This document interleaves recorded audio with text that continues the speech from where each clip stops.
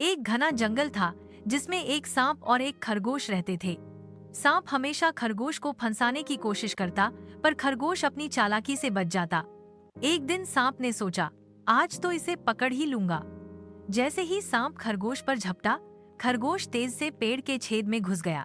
सांप अंदर नहीं आ सका और गुस्सा होकर हिस करता रहा।